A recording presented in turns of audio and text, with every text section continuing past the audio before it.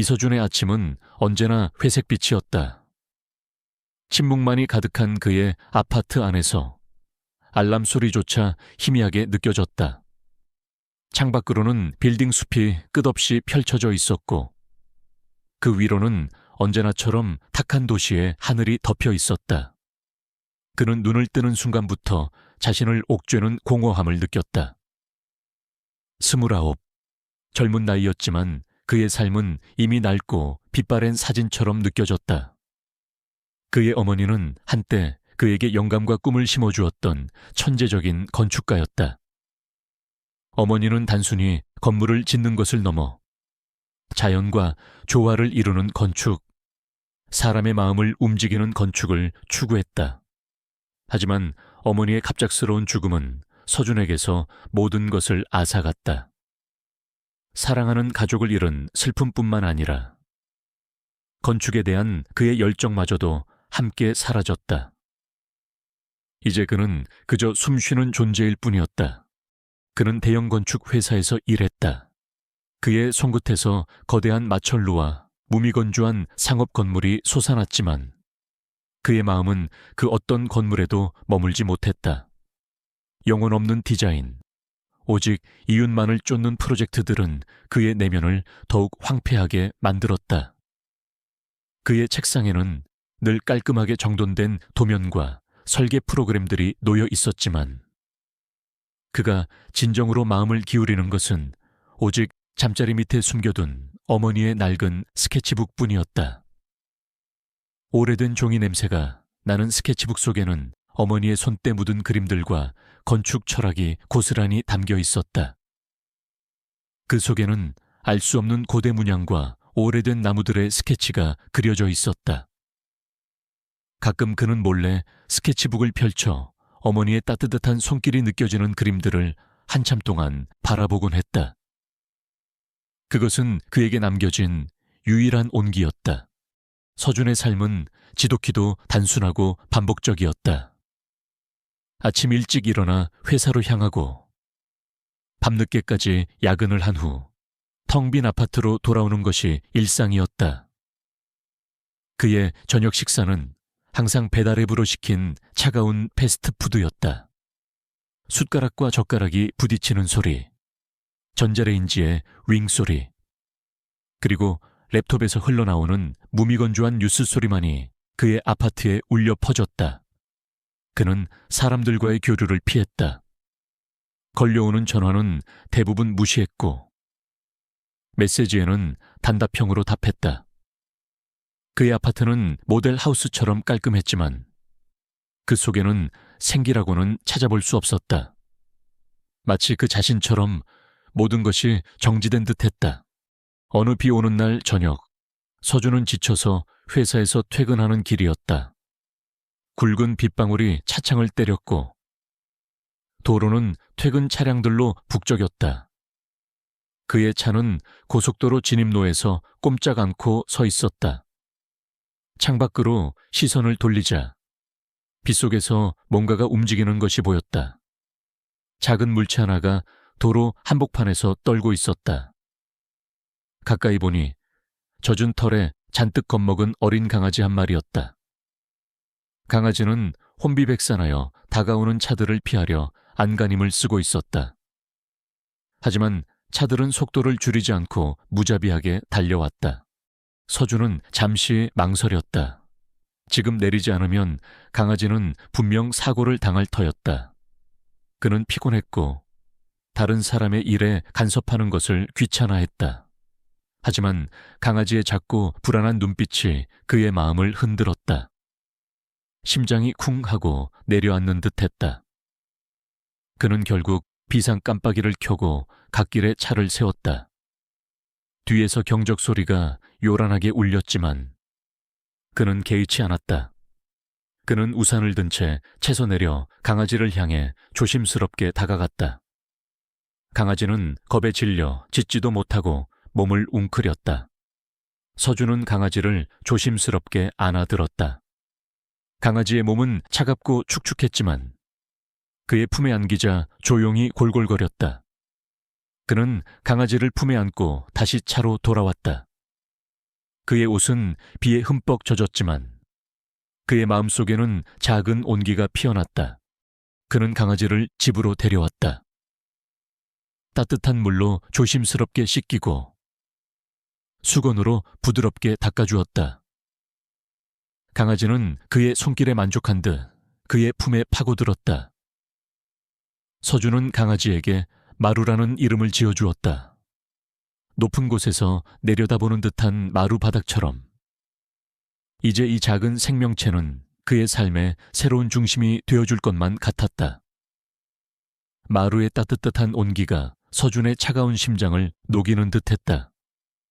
매일 차가운 음식으로 혼자 먹던 저녁 식탁에 이제는 마루의 사료 그릇이 함께 놓였다. 마루는 서준이 랩톱으로 작업할 때면 그의 발치에 앉아 조용히 잠을 자거나 때때로 그의 무릎 위로 올라와 애교를 부렸다.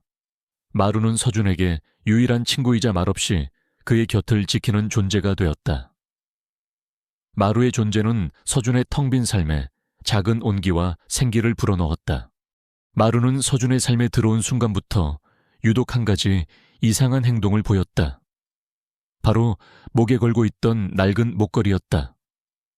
목걸이에는 닳고 다른 나무 조각이 매달려 있었는데 그 위에는 고대의 나무 문양이 새겨져 있었다. 나무 문양은 세 개의 굵은 뿌리가 뒤틀려 솟아오르는 형상이었다. 서준은 처음에는 그저 마루의 주인이 남긴 평범한 목걸이라고 생각했지만 마루는 이 목걸이를 유난히 아꼈다. 잠자리에 들 때도 밥을 먹을 때도 목걸이를 몸에서 떼어놓지 않았다. 더욱 이상한 것은 마루가 서준의 어머니의 스케치북에 보이는 반응이었다.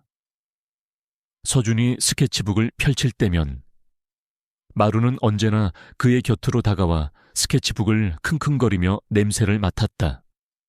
특히 어머니가 자연 풍경을 스케치한 페이지나 알 수 없는 고대 문양을 그린 페이지에서는 유난히 흥분한 듯 낑낑거리며 발톱으로 페이지를 긁으려 했다. 마치 스케치북 속에 있는 무언가에 이끌리는 듯한 모습이었다.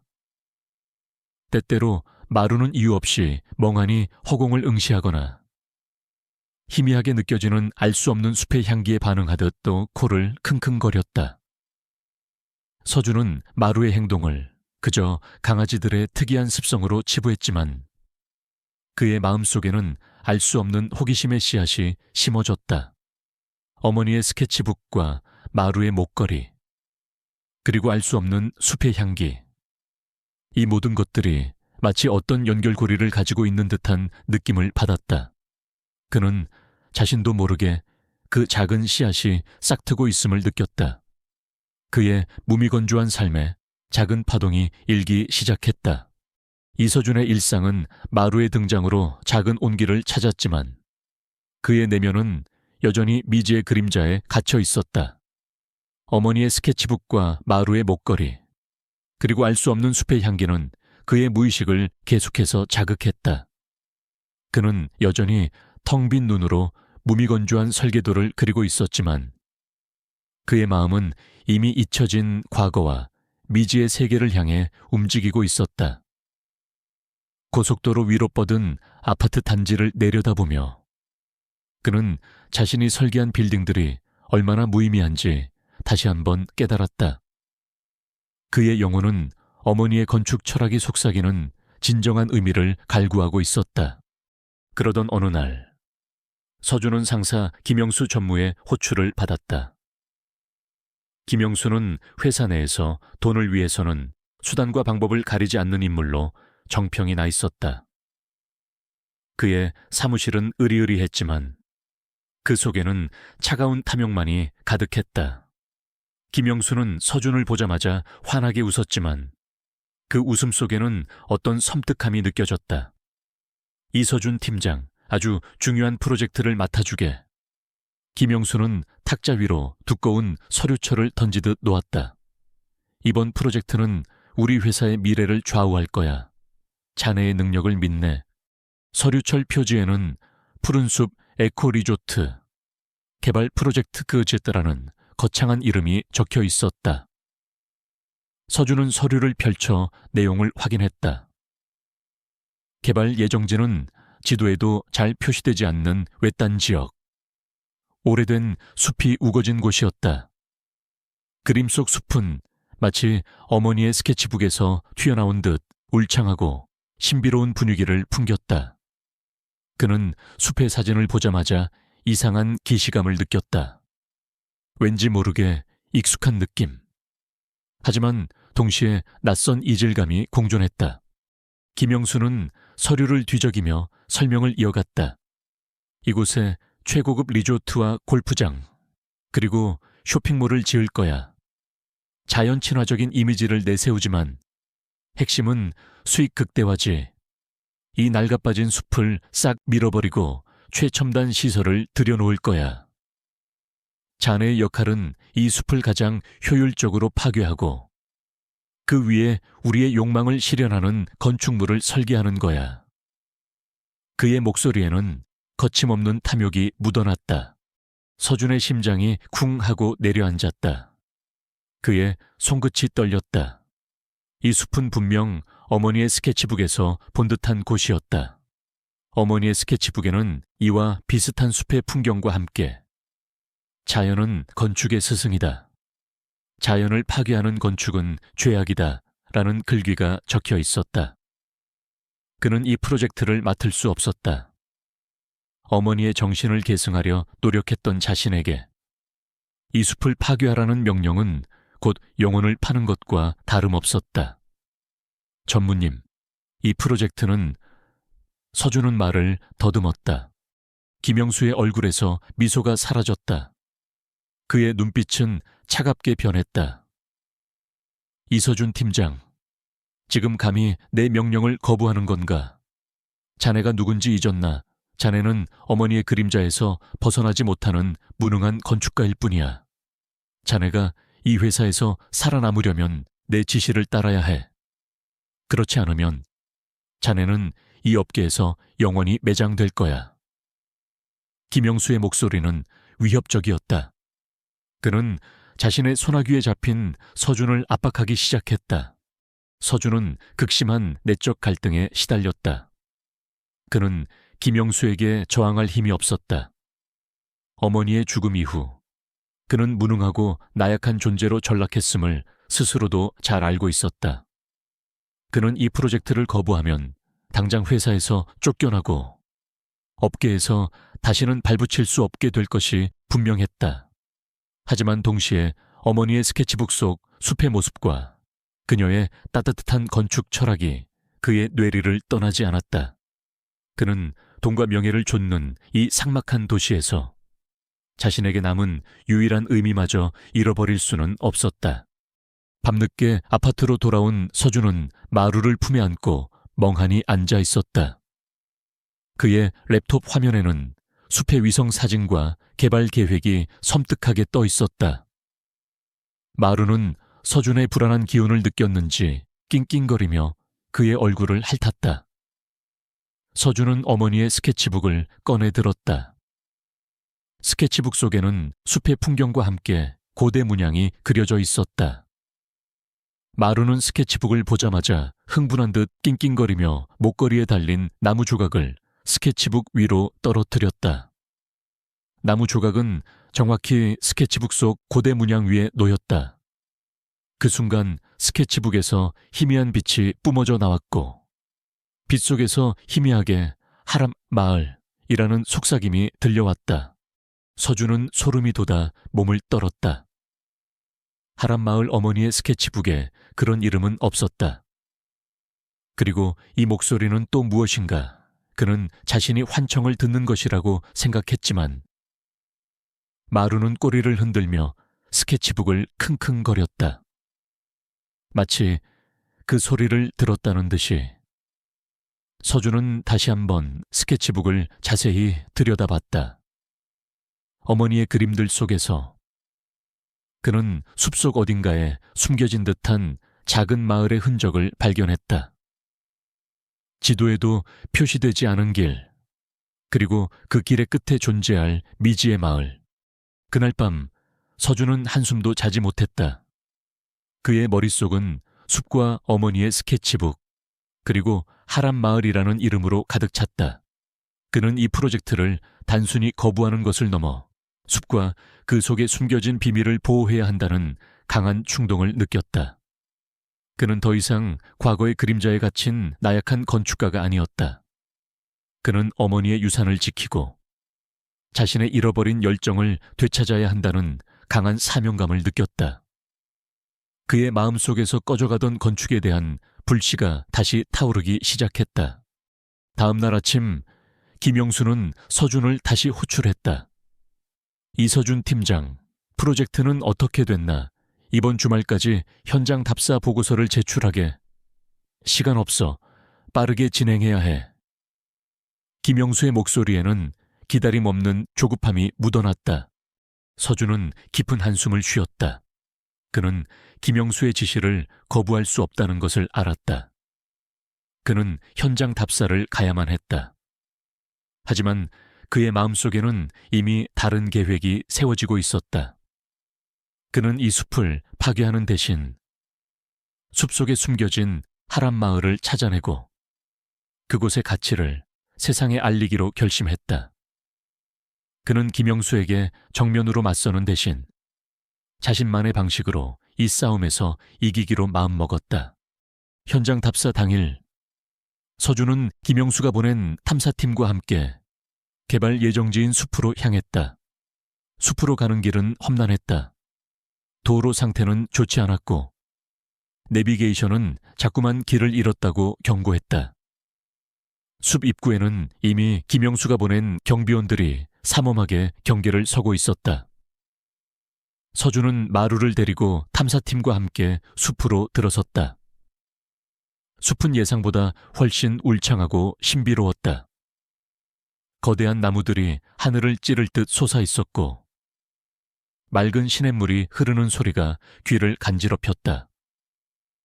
숲의 깊은 곳으로 들어갈수록 휴대폰 신호는 약해졌고 탐사팀의 불평은 커져갔다. 마루는 숲에 들어서자마자 유난히 흥분한 듯 앞장서서 뛰어갔다. 그의 목에 걸린 나무 목걸이가 흔들렸다. 마루는 탐사팀이 가려는 방향과는 다른 숲의 더욱 깊은 곳으로 향하는 희미한 오솔길로 접어들었다. 서준은 마루를 따라갔다. 탐사팀은 서준의 행동을 이해하지 못했다.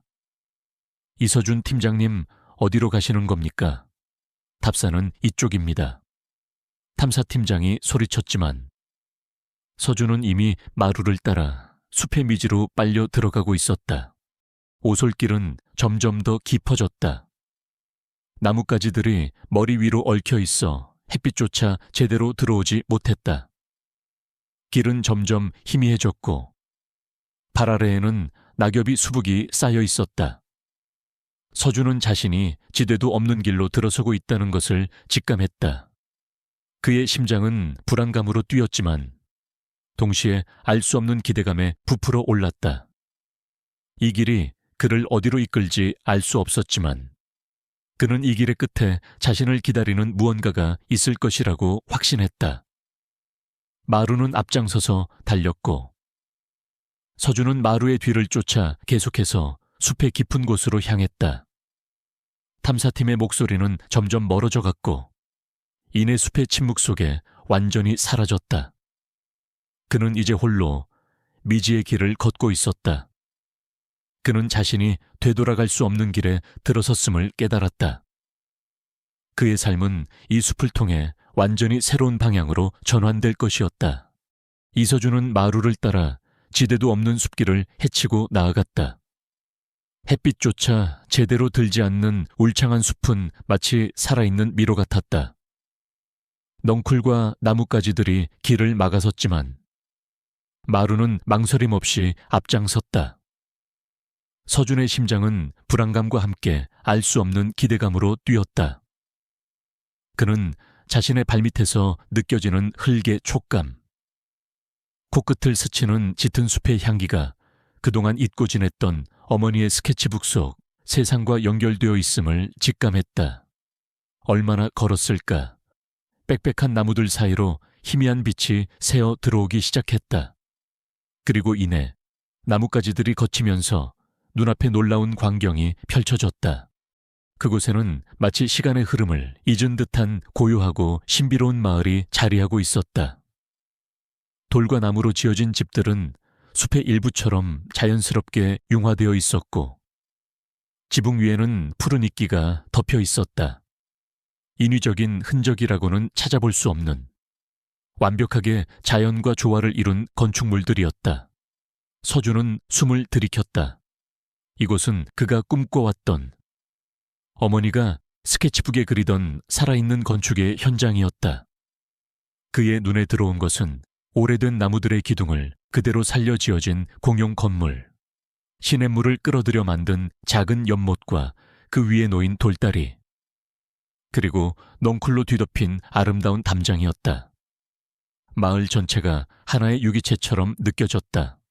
마루는 흥분한 듯 낑낑거리며 마을 안으로 뛰어 들어갔다. 서준은 마루를 따라 조심스럽게 마을 안으로 들어섰다. 마을 사람들은 외부인의 갑작스러운 등장에 놀란 듯 하던 일을 멈추고 그를 응시했다. 그들의 눈빛에는 경계심과 호기심이 동시에 서려 있었다. 사람들은 자연의 색깔을 닮은 린넨 옷을 입고 있었고, 그들의 얼굴은 햇볕에 그을려 있었지만 순수하고 평온해 보였다. 그때 한 젊은 여인이 서준에게로 다가왔다. 그녀는 길게 따은 머리에 차분한 눈빛을 지닌 사람이었다. 그녀의 손에는 작은 나무 조각이 들려 있었는데, 마루의 목걸이에 걸린 것과 똑같은 고대나무 문양이 새겨져 있었다. 그녀는 마루를 보더니 반가운 듯 미소 지었다. 마루 무사했구나. 그녀는 마루의 목걸이를 쓰다듬으며 서준을 바라봤다. 외부인은 오랜만이네요. 어떻게 이곳까지 오셨죠? 그녀의 목소리는 부드러웠지만 그 속에는 단호함이 느껴졌다. 그녀의 이름은 유나 요우나였다. 그녀는 이 하람 마을의 젊은 촌장이자 마을을 이끄는 지도자였다. 그녀의 표정에는 외부인에 대한 경계심이 역력했다. 서준은 자신의 상황을 설명했다. 김영수 전무의 개발 계획, 어머니의 스케치북, 그리고 마루가 자신을 이곳으로 이끌었다는 이야기까지.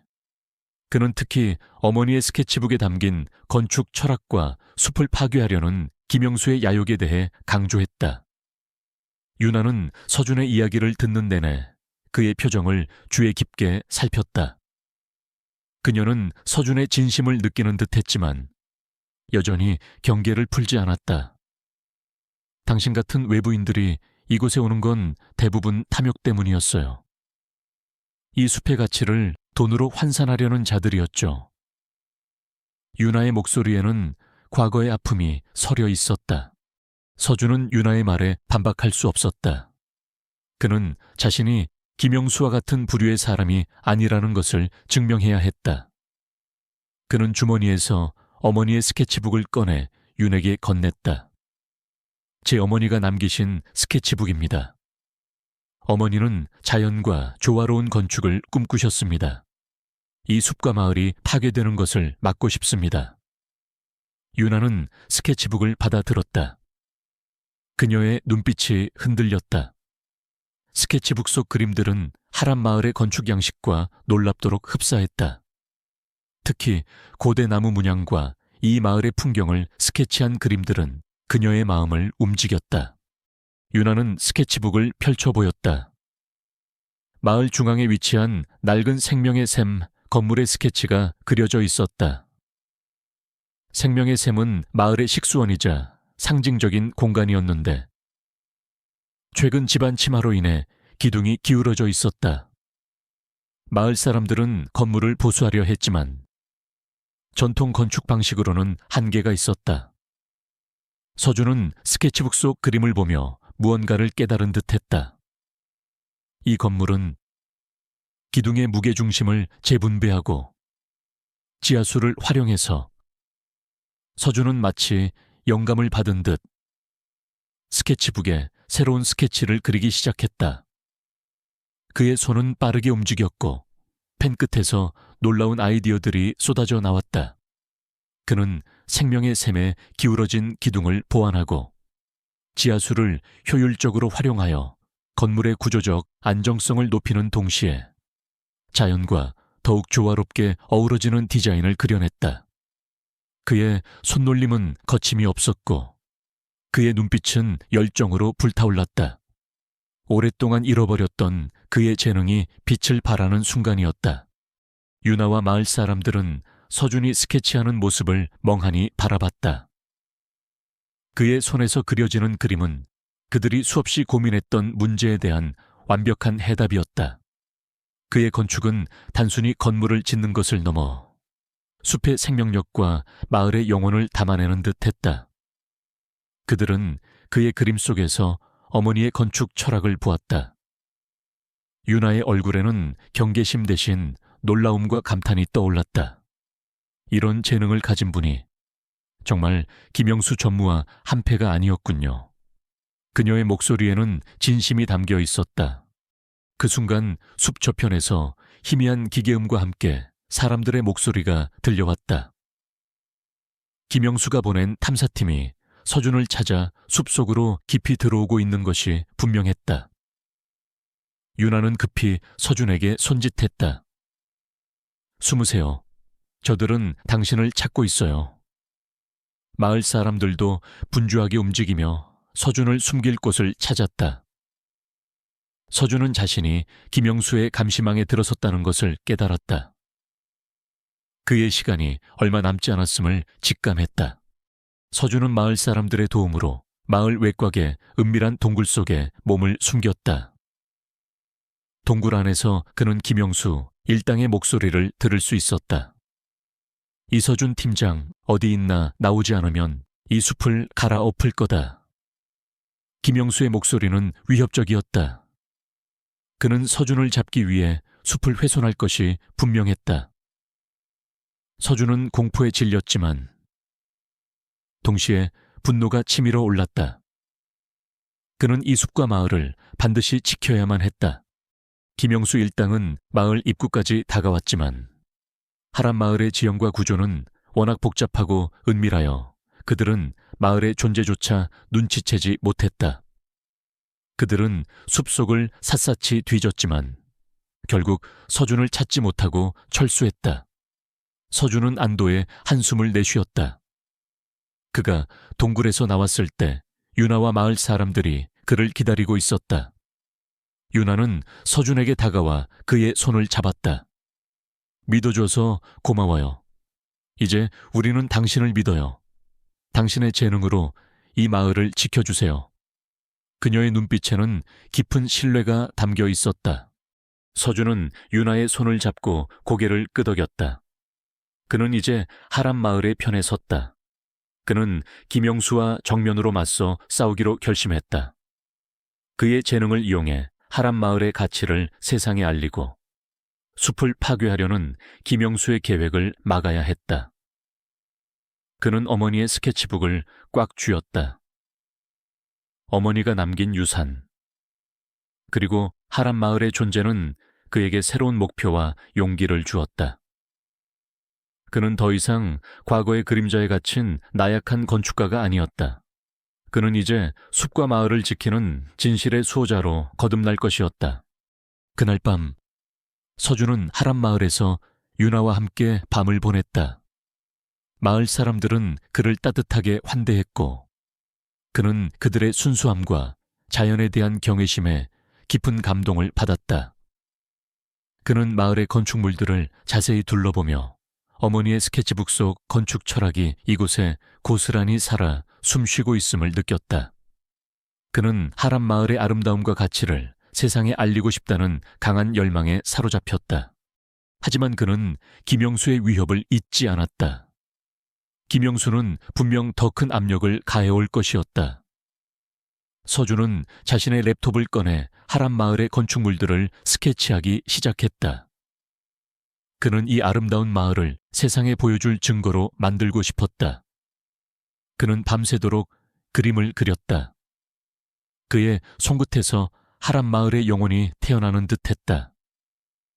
그는 이 싸움에서 반드시 이겨야 했다. 그의 승리는 하람 마을의 생존뿐만 아니라 어머니의 건축 철학, 그리고 그의 잃어버린 열정을 되찾는 것을 의미했다. 그의 삶은 이제 이 하람 마을과 함께 새로운 역사를 써 내려갈 것이었다.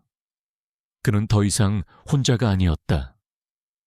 그의 곁에는 하람 마을 사람들이 있었고 그의 마음속에는 어머니의 영혼이 함께하고 있었다. 하람 마을에서의 밤은 이서준에게 새로운 영감과 함께 강렬한 사명감을 불어넣었다. 어머니의 스케치북 속 그림들이 현실이 되는 기적을 목격하며 그는 자신이 잊고 지냈던 건축에 대한 순수한 열정을 되찾았다. 그러나 김영수의 위협은 여전히 그림자처럼 그를 쫓았다. 숲의 평화는 언제든 깨질 수 있었고 하람 마을의 존재는 풍전등화와 같았다. 서준은 자신의 재능과 에밀리 연필의 특별한 능력을 활용해 이 싸움에서 이겨야만 했다. 마루는 서준의 곁을 떠나지 않았다. 낮에는 그와 함께 마을 곳곳을 탐험하며 새로운 건축 아이디어를 얻었고 밤에는 그의 발치에 웅크려 잠들었다. 마루의 목에 걸린 나무 목걸이는 마치 서준의 길을 밝혀주는 등대처럼 느껴졌다. 유나는 서준에게 마을의 역사와 전통, 그리고 숲과 공존하며 살아가는 하람 마을 사람들의 삶의 방식을 알려주었다. 그녀는 서준에게 마을에 전해 내려오는 고대 이야기와 숲의 정령에 대한 믿음을 이야기해주며 숲의 진정한 가치가 단순한 목재나 개발 이익에 있지 않음을 강조했다. 서준은 자신의 랩톱을 꺼내 하람 마을의 아름다움을 디지털 스케치로 담아내기 시작했다. 그는 하람 마을의 독특한 건축 양식을 분석하고 이를 현대적인 건축 기술과 접목하여 더욱 견고하고 아름다운 건축물을 설계하는 방법을 연구했다. 그는 하람 마을의 존재를 세상에 알리고 이곳의 가치를 인정받게 하여 김영수의 개발 계획을 막으려 했다. 그의 손끝에서 하람 마을의 생명력이 생생하게 살아나는 듯 했다. 밤샘 작업에도 피곤함을 느끼지 못했다. 그의 심장은 다시 뜨겁게 뛰기 시작했다. 하지만 김영수 또한 가만히 있지 않았다. 서준이 사라진 것을 안 김영수는 그가 숲 어딘가에 숨겨진 비밀을 알아냈을지도 모른다고 직감했다. 그는 자신의 권력과 돈을 이용해 서준을 압박하기 시작했다. 먼저 그는 언론을 통해 서준을 회사의 비밀을 유출하려 한 배신자로 매도했다. 서준의 명성은 바닥으로 떨어졌고 그의 가족과 친구들은 언론의 무차별적인 공격에 시달렸다. 그의 은행 계좌는 동결되었고 그의 모든 온라인 계정은 해킹당했다. 그는 사회적으로 매장당했다. 김영수는 탐사팀을 다시 숲으로 보냈다. 이번에는 더 많은 인원과 최첨단 장비를 동원하여 숲을 샅샅이 뒤졌다. 그들은 숲 입구에 철조망을 치고 경비원들을 배치하여 외부인의 출입을 엄격히 통제했다. 숲 곳곳에는 감시 카메라가 설치되었고 드론이 하늘을 맴돌며 숲 전체를 감시했다. 하람 마을 사람들은 두려움에 떨었다. 그들은 수백 년 동안 숨겨왔던 마을의 존재가 세상에 드러날까봐 불안해했다. 서준은 하람 마을 사람들과 함께 숲속에 숨어 지내며 김영수의 감시망을 피했다. 그는 숲의 지형을 익히고 마을 사람들의 도움을 받아 비밀 통로와 은신처를 파악했다. 마루는 그의 든든한 동반자였다. 마루는 뛰어난 후각과 청각으로 김영수 일당의 접근을 미리 감지하여 서준에게 알려주었다. 서준은 마루의 안내에 따라 숲속을 자유롭게 이동하며 김영수의 감시망을 교란했다. 어느 날 밤, 서준은 하람 마을의 연장자들과 함께 모여 앉았다.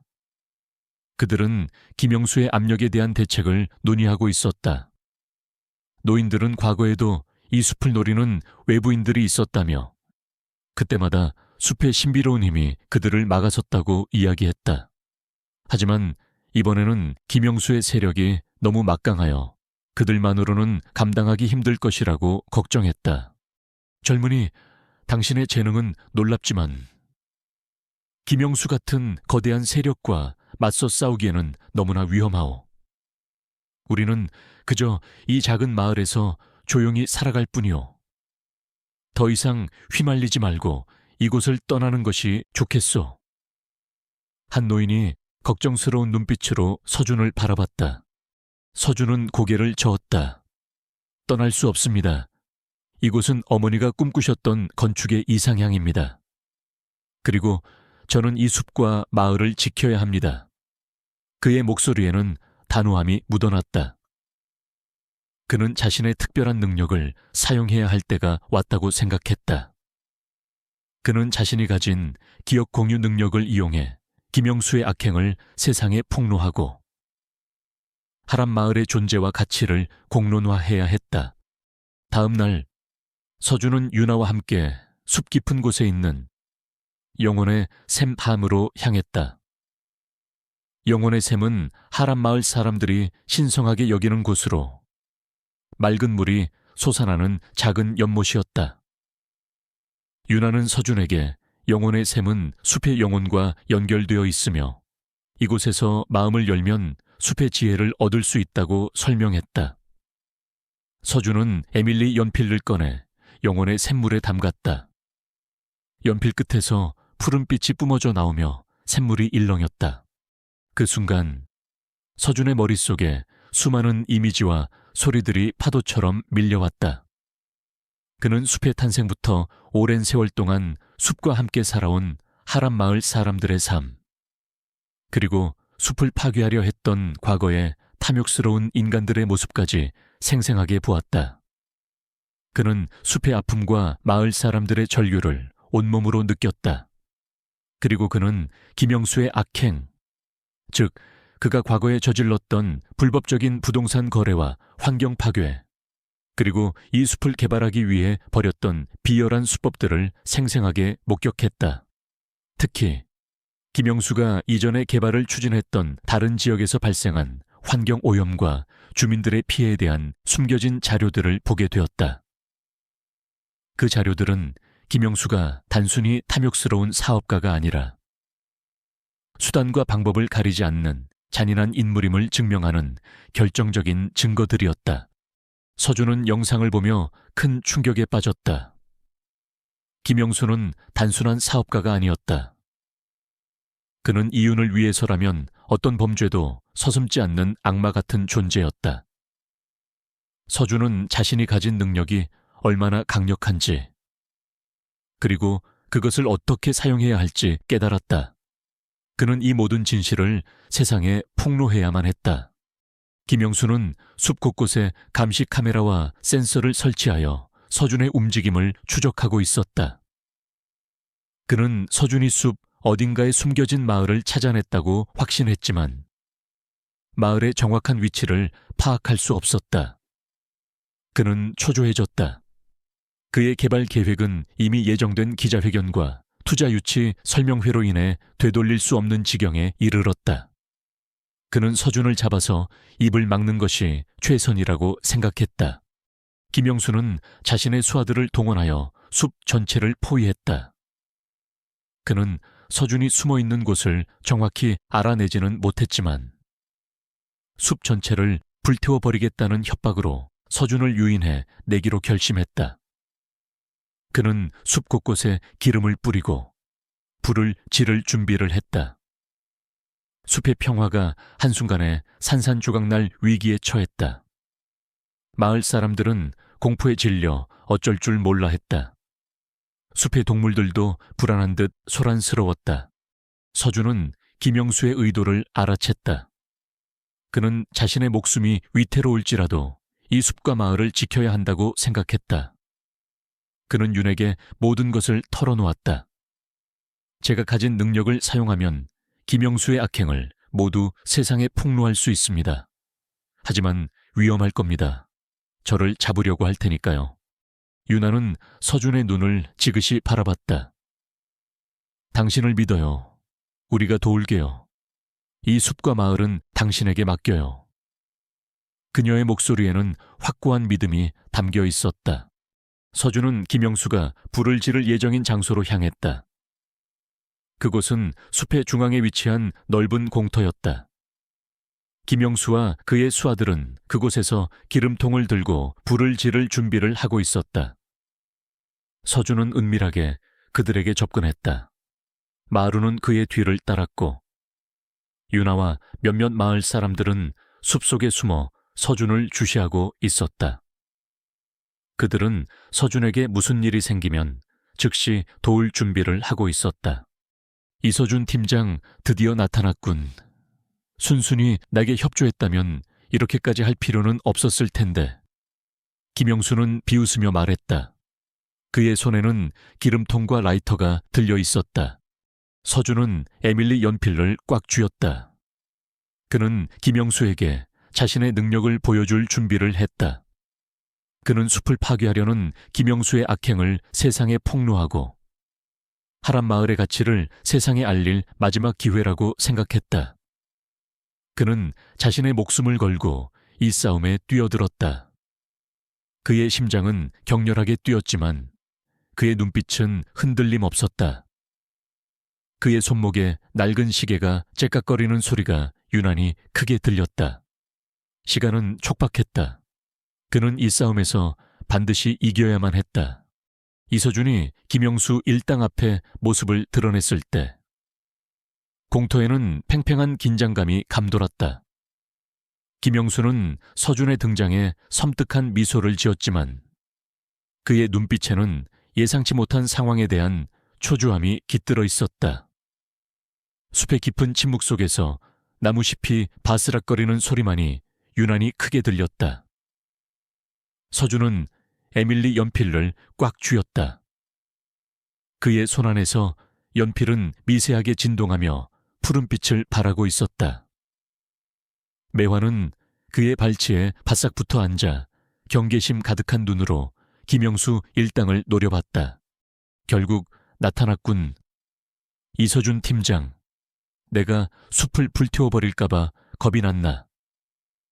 김영수는 비웃으며 기름통을 들어 올렸다. 그의 수하들도 불을 붙일 준비를 마쳤다. 숲은 한순간에 잿더미로 변할 위기에 처했다. 서준의 심장은 격렬하게 뛰었지만 그의 눈빛은 흔들림 없었다. 그는 이 순간을 위해 모든 것을 준비했다. 당신은 이 숲의 가치를 모르는군. 김영수 전무, 이곳은 단순한 나무가 아니야. 수천 년의 역사가 숨쉬는 생명의 공간이지. 그리고 당신의 추악한 비밀이 묻혀있는 곳이기도 해. 서준의 목소리는 단호했다. 그는 김영수의 악행을 폭로할 때가 왔음을 알았다. 김영수의 얼굴에서 비웃음이 사라졌다. 그의 눈동자가 흔들렸다. 무슨 헛소리야. 당장 그 쓸모없는 연필을 버리고 내게 무릎 꿇어라. 그렇지 않으면 이 숲과 함께 사라질 줄 알아. 김영수는 라이터를 켜 불꽃을 일으켰다. 숲 전체가 화염에 휩싸일 일촉즉발의 상황이었다. 바로 그때 서준의 눈빛이 변했다.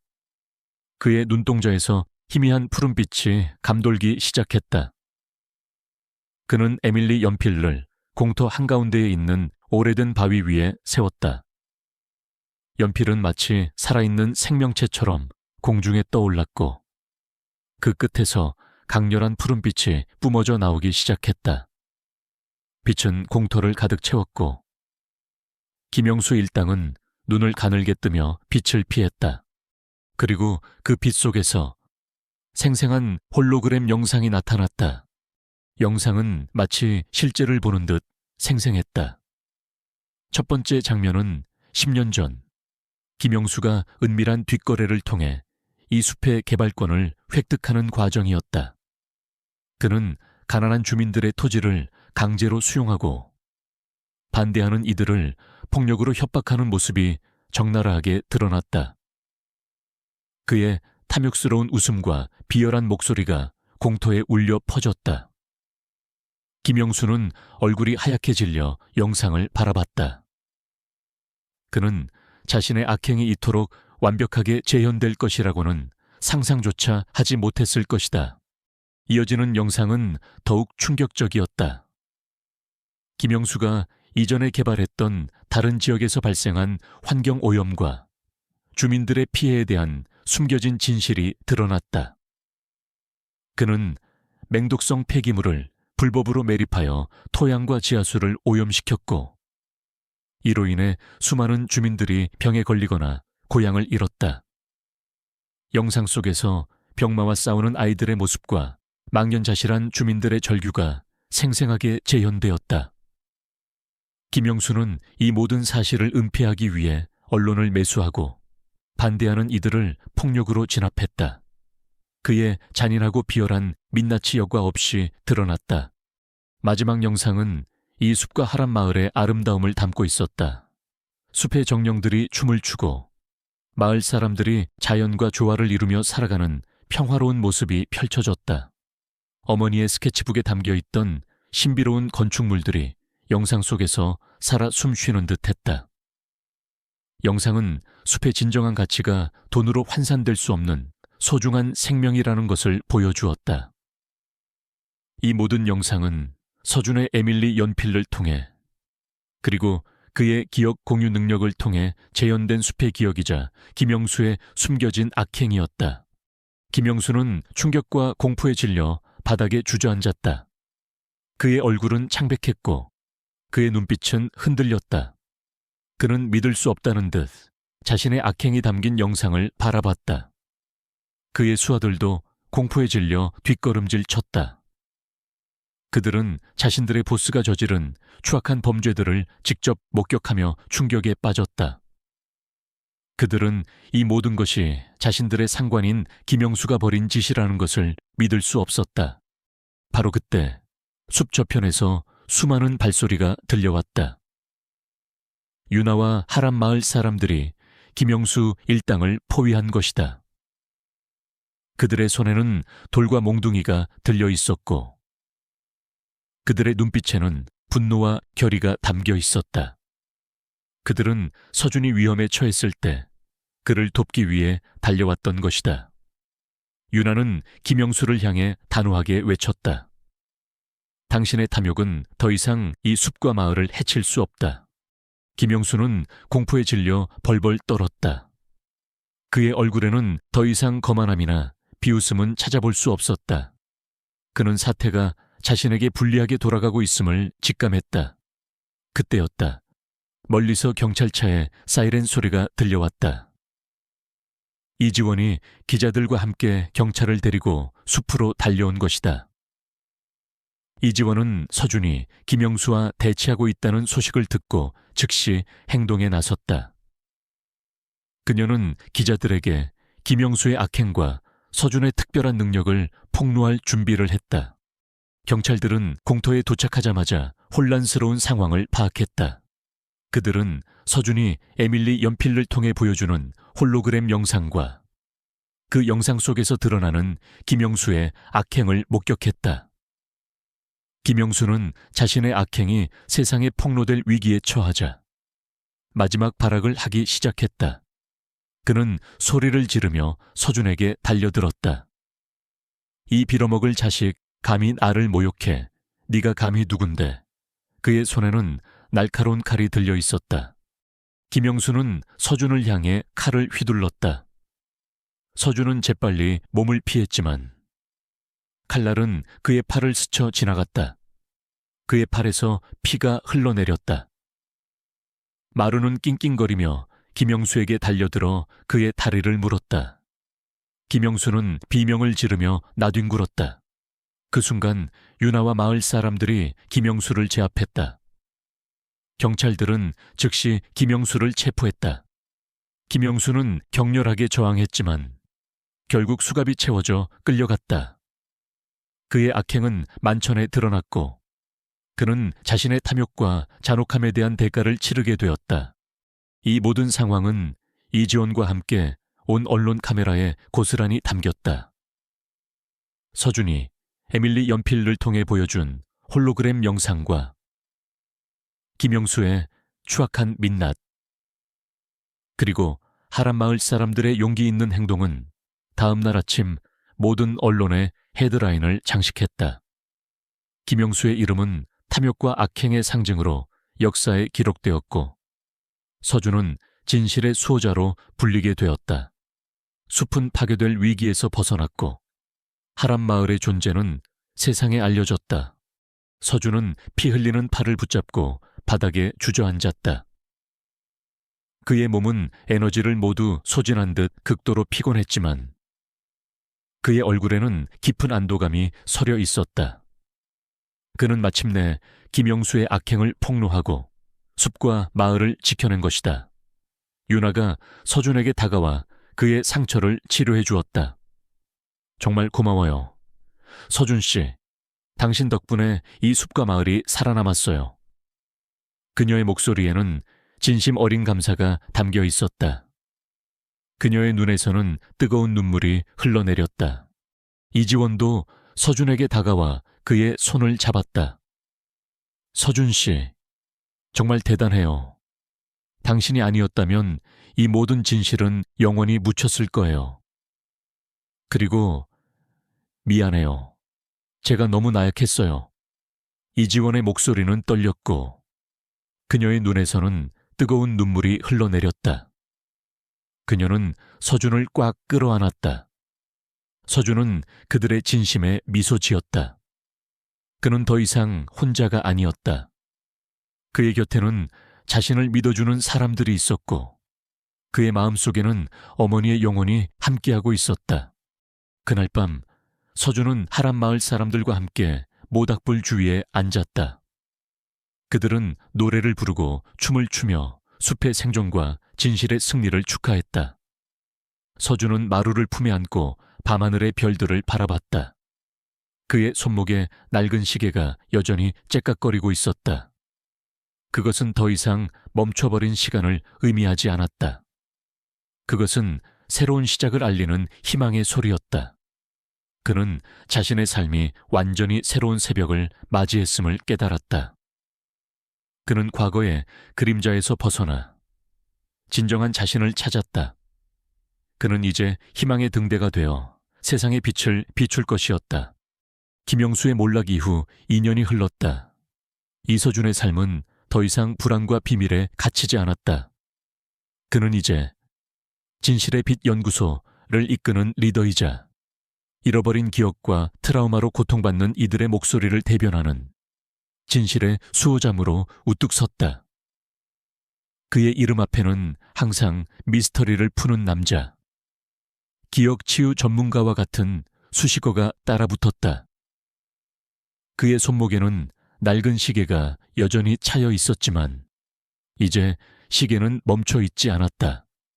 째깍거리는 시계 소리는 그의 삶이 다시 시작되었음을 알리는 희망의 소리였고 그에게는 강인함과 특별한 사명을 상징하는 영광의 표식이었다. 이서준의 삶은 새로운 지평을 열었다. 2년 전 그를 파괴하려 했던 김영수의 악행에서 시작된 그의 여정은 이제 수많은 이들에게 희망을 선사하는 길로 이어졌다.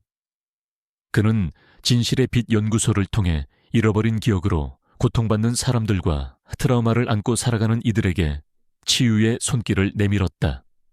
그의 특별한 능력, 즉 에밀리 연필의 힘으로 발현되는 그의 기억 공유 능력을 통해 과거의 흔적을 읽어내고 타인의 아픔을 공유하는 능력은 많은 사람들에게 기적과도 같은 희망을 주었다. 서준은 자신의 경험을 바탕으로 쓴 책 참 멈춰버린 시간, 다시 흐르다무리가 전 세계적으로 번역되어 베스트셀러가 되면서 그 인쇄로 연구소의 재정을 튼튼히 하고 더 많은 지원 프로그램을 운영할 수 있게 되었다.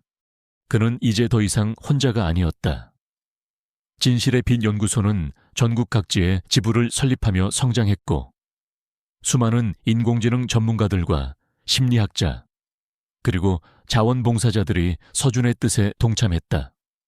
서준은 직접 상담과 치료 세션에 참여하며 사람들의 이야기를 듣고 에밀리의 능력을 통해 그들의 잃어버린 기억을 찾아주거나 트라우마의 원인을 이해하도록 도왔다.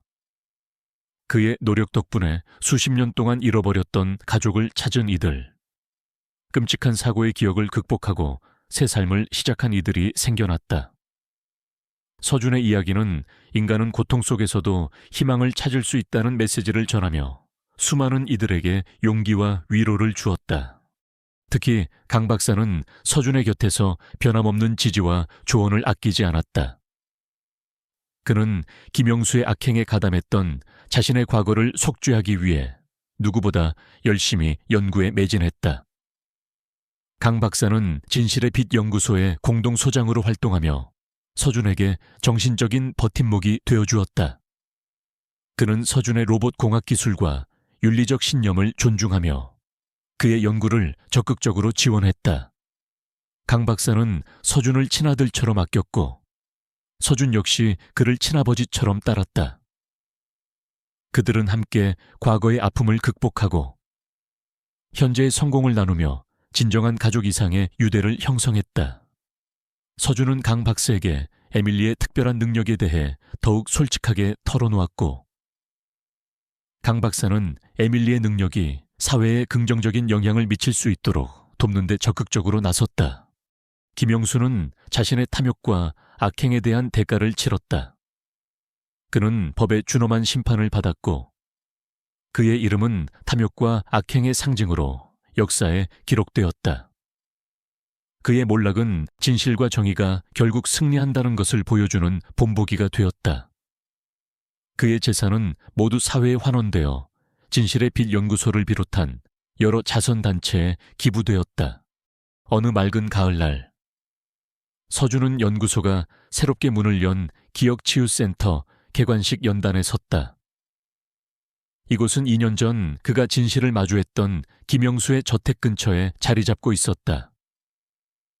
김영수의 저택은 이제 더 이상 탐욕과 악행의 장소가 아니었다. 서준의 연구소에서 운영하는 새로운 시작센터로 탈바꿈하여 기억을 잃었거나 트라우마를 가진 사람들이 기술과 심리치료를 통해 치유받고 회복할 수 있는 공간이 되었다. 센터 마당에는 다양한 종류의 꽃들이 심겨 있었고 그 향기가 가을 바람에 실려 은은하게 퍼졌다.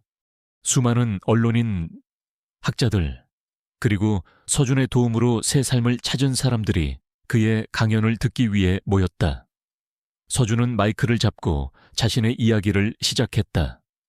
그의 목소리는 차분했지만 그 속에는 잃어버린 시간을 되찾은 자의 지혜와 아픔을 통해 얻은 강인함, 그리고 세상을 향한 깊은 사랑이 담겨 있었다.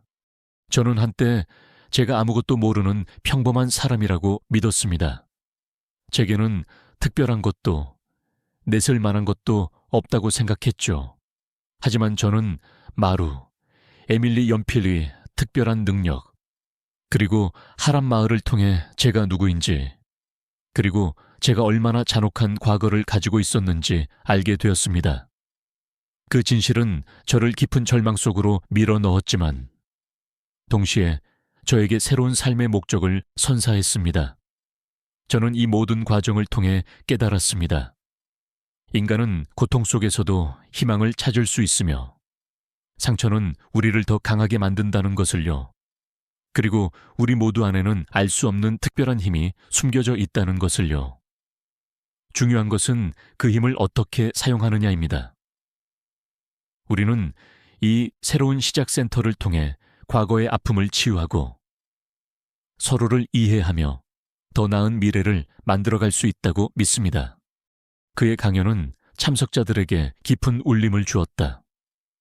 많은 사람들이 눈물을 흘렸고 그의 용기와 진심에 아낌없는 박수를 보냈다.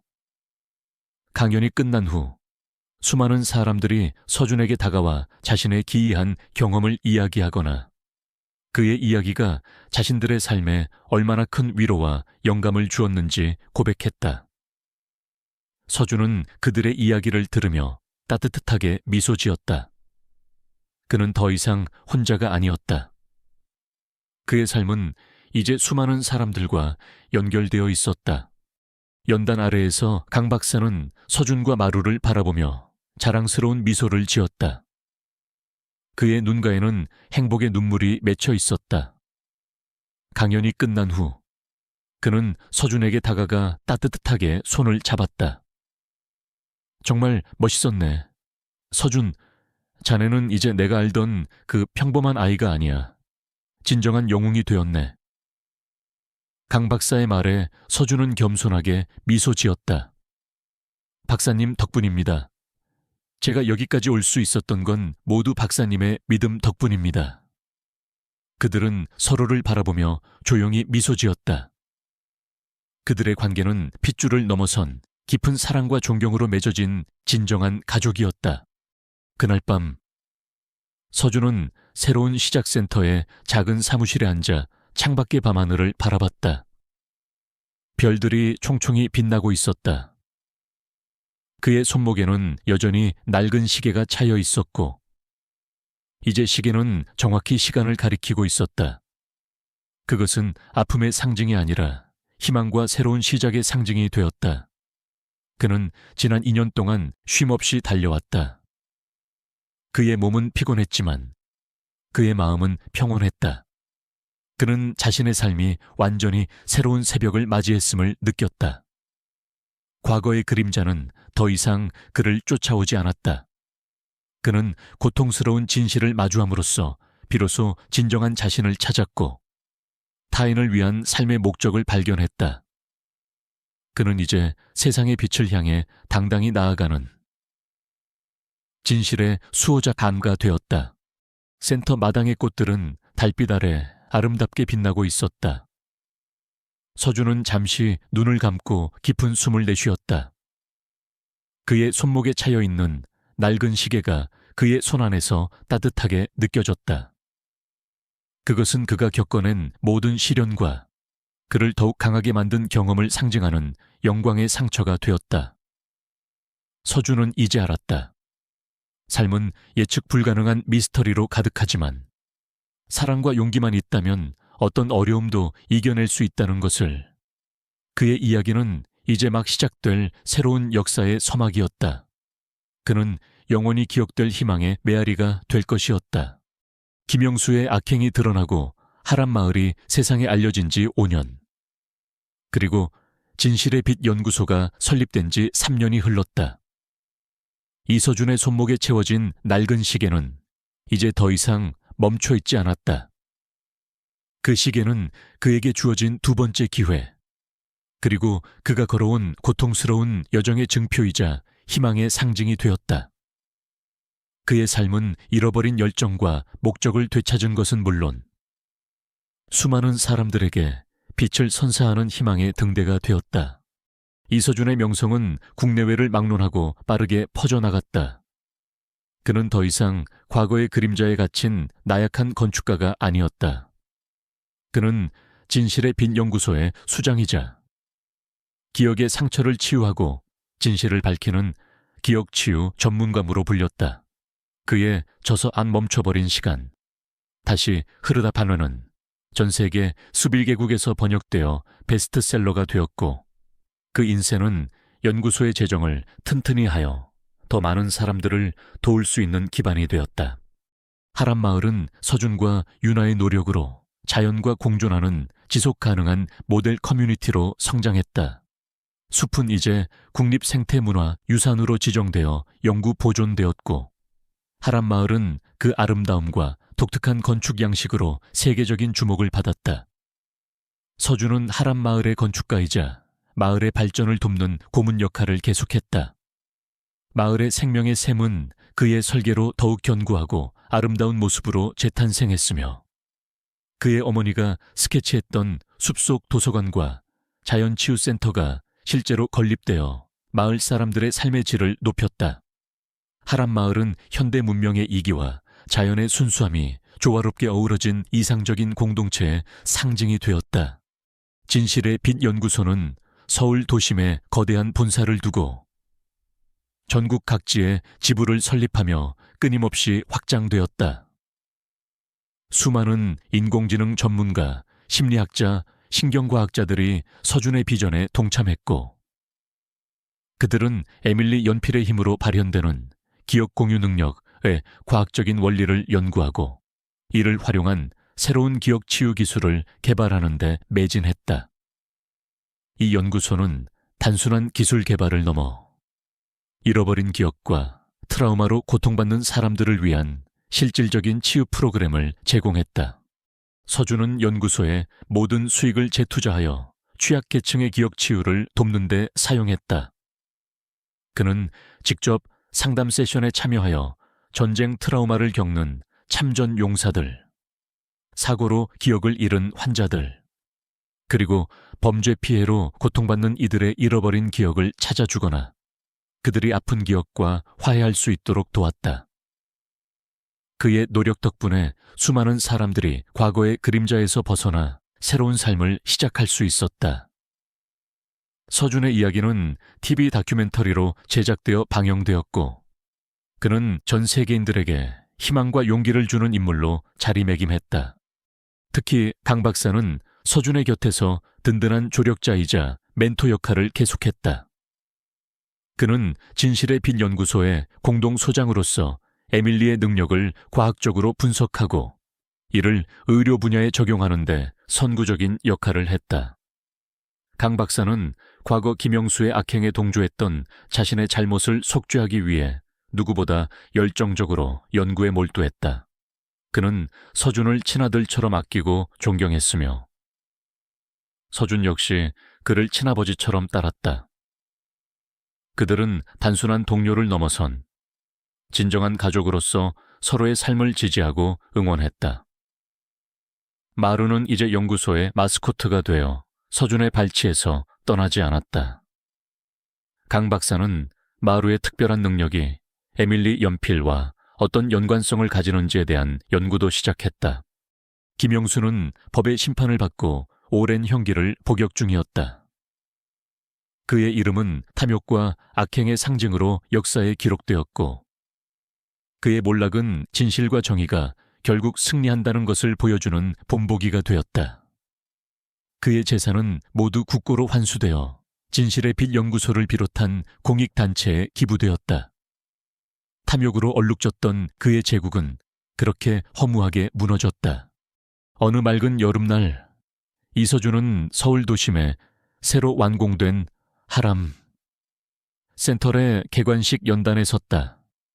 이곳은 김영수의 옛 회사 건물 부지에 지어진 곳으로 최첨단 기억 치유 시설과 지속 가능한 건축 기술을 연구하는 복합센터였다. 김영수의 탐욕이 깃든 건물이 이제는 치유와 희망을 상징하는 공간으로 재탄생한 것이다.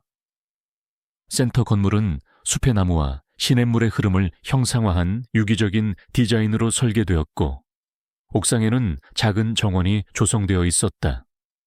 개관식에는 전 세계의 저명한 학자, 정치인, 언론인, 그리고 서준의 도움으로 새 삶을 찾은 수많은 사람들이 참석했다.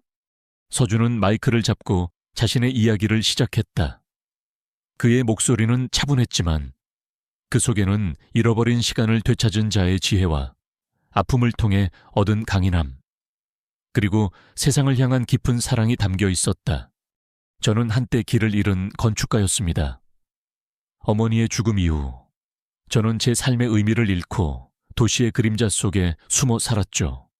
하지만 저는 마루를 만나고 지도에도 없는 길을 따라 하람 마을을 발견했습니다.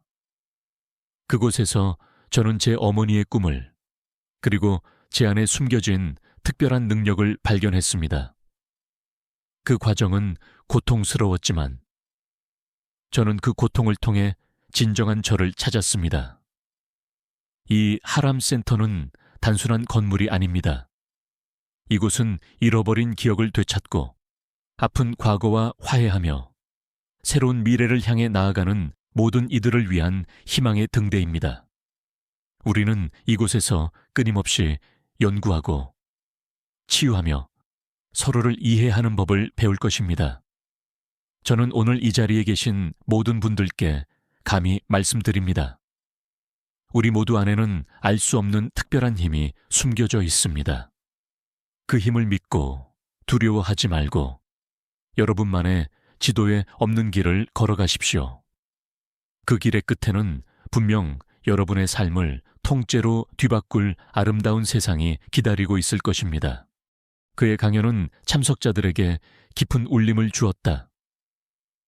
많은 사람들이 눈물을 흘렸고 그의 용기와 진심에 아낌없는 박수를 보냈다. 강연이 끝난 후 수많은 사람들이 서준에게 다가와 자신의 기이한 경험을 이야기하거나 그의 이야기가 자신들의 삶에 얼마나 큰 위로와 영감을 주었는지 고백했다. 서준은 그들의 이야기를 들으며 따뜻하게 미소 지었다. 그는 더 이상 혼자가 아니었다. 그의 삶은 이제 수많은 사람들과 연결되어 있었다. 연단 아래에서 강 박사는 서준과 그의 곁에 앉아있는 마루를 바라보며 자랑스러운 미소를 지었다. 그의 눈가에는 행복의 눈물이 맺혀 있었다. 강연이 끝난 후 그는 서준에게 다가가 따뜻하게 손을 잡았다. 정말 멋있었네. 서준, 자네는 이제 내가 알던 그 평범한 아이가 아니야. 진정한 영웅이 되었네. 강 박사의 말에 서준은 겸손하게 미소 지었다. 박사님 덕분입니다. 제가 여기까지 올 수 있었던 건 모두 박사님의 믿음 덕분입니다. 그들은 서로를 바라보며 조용히 미소 지었다. 그들의 관계는 핏줄을 넘어선 깊은 사랑과 존경으로 맺어진 진정한 가족이었다. 그날 밤 서준은 하람센터의 최상층 사무실에 앉아 창밖의 서울 야경을 바라봤다. 화려한 도시의 불빛은 더 이상 그에게 공허함을 안겨주지 않았다. 그의 손목에는 여전히 낡은 시계가 차여 있었고 이제 시계는 정확히 시간을 가리키고 있었다. 그것은 아픔의 상징이 아니라 희망과 새로운 시작의 상징이 되었다. 그는 지난 세월 쉼없이 달려왔다. 그의 몸은 피곤했지만 그의 마음은 평온했다. 그는 자신의 삶이 완전히 새로운 새벽을 맞이했음을 느꼈다. 과거의 그림자는 더 이상 그를 쫓아오지 않았다. 그는 고통스러운 진실을 마주함으로써 비로소 진정한 자신을 찾았고 타인을 위한 삶의 목적을 발견했다. 그는 이제 세상의 빛을 향해 당당히 나아가는 진실의 수호자가 되었다. 창밖으로 보이는 도시의 빌딩 숲 너머 희미하게 반짝이는 하람 마을의 불빛이 보였다. 그곳은 그에게 새로운 삶을 선물한 곳이자 그의 영원한 안식처였다. 서준은 잠시 눈을 감고 깊은 숨을 내쉬었다. 그의 손목에 차여있는 낡은 시계가 그의 손 안에서 따뜻하게 느껴졌다. 그것은 그가 겪어낸 모든 시련과 그를 더욱 강하게 만든 경험을 상징하는 영광의 상처가 되었다. 서준은 이제 알았다. 삶은 예측 불가능한 미스터리로 가득하지만 사랑과 용기만 있다면 어떤 어려움도 이겨낼 수 있다는 것을. 그의 이야기는 이제 막 시작될 새로운 역사의 서막이었다. 그는 영원히 기억될 희망의 메아리가 될 것이었다. 오늘 이야기가 마음에 드셨다면 구독과 좋아요, 알림 설정 잊지 마세요. 다음에도 더 감동적인 이야기로 찾아뵙겠습니다. 감사합니다.